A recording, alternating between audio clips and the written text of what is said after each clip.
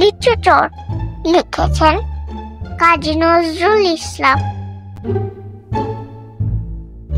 বাবুদের তাল পুকুরে, হাবুদের ডাল কুকুরে, সে কি বাস করলে তারা? বলি থাম, একটু দাঁড়া। পুকুরের ওই কাছে না লিচুর এক গাছ আছে না, হোথানা আসতে গিয়ে ইয়া বড় কাস্তে নিয়ে গাছে গো যে চড়াচ্ছি, ছোট এক ডাল ধরেছি। ও বাবা, মরাত করে পড়েছি সারা জোরে। পড়বি পর মালির ঘরে, সে ছিল গাছের আড়ে।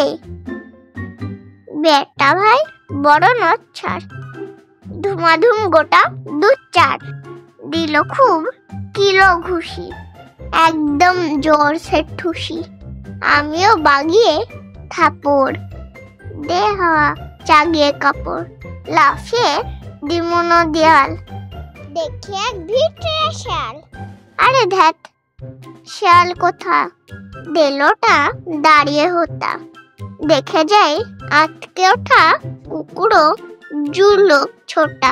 আমি কই কম্মুক আবার, কুকুরেই করবে সবার।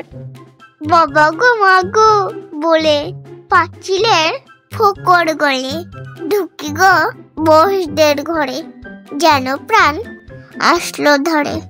যাব ফির কানমুলি ভাই, চুরিতে আর যদি যায়, তবে মন নামে মিছা, কুকুরের চামড়া খিচা। সে কি ভাই যায় রে বলা, মালির ওই পিটনি গুলো। কি বলিস ফের হপ্তা, তো বা নাক খত্তা।